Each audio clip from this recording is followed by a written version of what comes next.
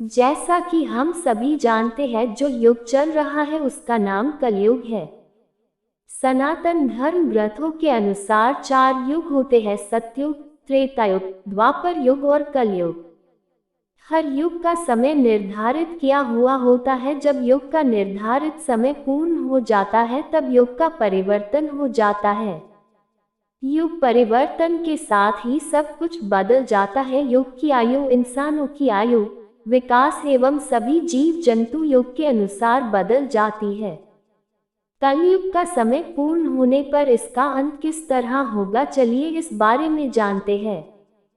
कलयुग में ऐसा समय भी आएगा जब इंसानों की उम्र बहुत कम यानी युवावस्था ही समाप्त हो जाएगी।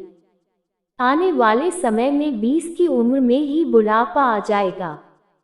लड़कियों का घर में ही शोषण होने लगेगा। चारों तरफ त्राहिमाम यानी पाप का बोलबाला होने से अधर्म अपने चरम पर होगा। माँ गंगा मृत्यु लोक छोड़कर बैकुंठ चली जाएंगी।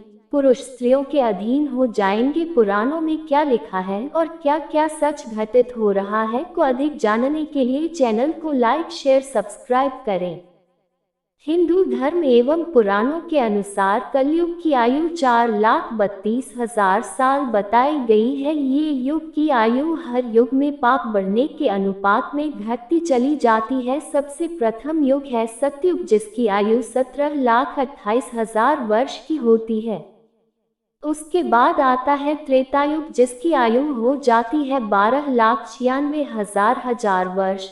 उसके बाद आता है द्वापर युग, जिसकी आयु होती है 8,64,000 वर्ष। और अब चल रहे युग कलयुग की आयु 4,32,000 साल की है। और अभी कलयुग का प्रथम चरण ही चल रहा, जो 2022 तक 5,006 वर्ष तक बीत चुकी है।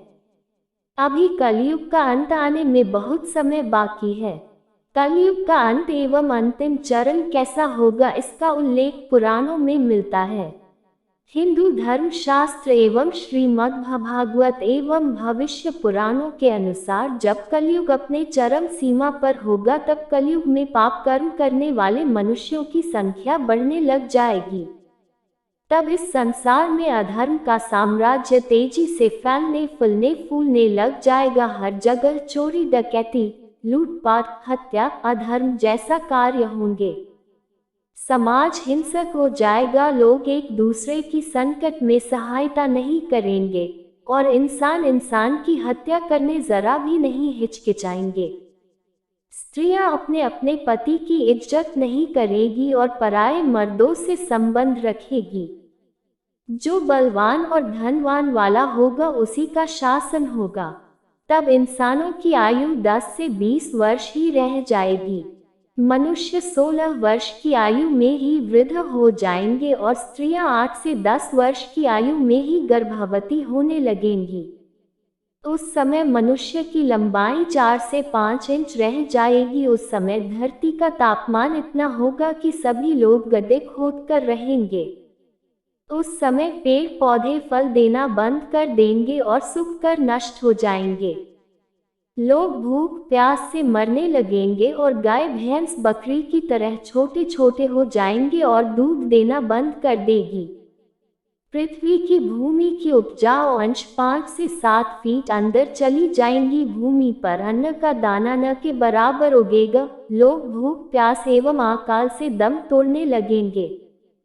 पृथ्वी लोक से सभी देवी देवताओं विलुप्त होकर अपने लोक चले जाएंगे एवं गंगा सहित सभी भारत की पवित्र नदियां सूखकर स्वर्गलोक चली जाएगी। जब चारों तरफ धर्म का साम्राज्य बढ़ जाएगा और लोग भूख प्यास से तड़प तड़प के मरने लग जाएंगे, तब पुराणों के अनुसार भगवान विष्णु के 10वें अवतार भगवान कल्कि का जन्म होगा। तो भगवान विष्णु का कल्कि अवतार समस्त संसार से मात्र 3 दिनों में ही पापियों का सर्वनाश करके पुनः धर्म की स्थापना करेंगे।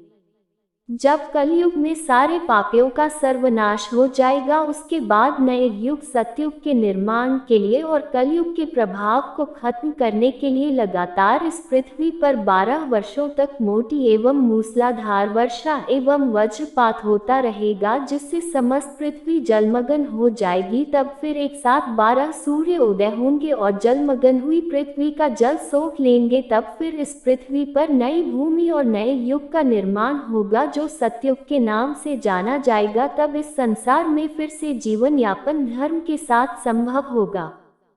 भगवान नारायण ने स्वयं नारद को बताया है कि कलयुग में एक समय ऐसा आएगा जब सभी पुरुष स्त्रियों के अधीन होकर जीवन व्यतीत करेंगे। हर घर में पत्नी ही पति पर राज करेगी। पतियों को डांट डपट सुनना पड़ेगी। पुरुषों की हालत नौकरों के समान हो जाएगी। कलियुग के 5000 साल बाद गंगा नदी सूख जाएगी और पुनः वैकुंठ धाम लौट जाएगी। जब कलियुग के 10,000 वर्ष हो जाएंगे, तब सभी देवी देवता पृथ्वी छोड़कर अपने धाम लौट जाएंगे। इंसान पूजन कर्म, व्रत, उपवास और सभी धार्मिक काम करना बंद कर देंगे। एक समय ऐसा आएगा जब जमीन से अन्न उपजना बंद हो जाएगा। पेड़ों पर फल नहीं लगेंगे।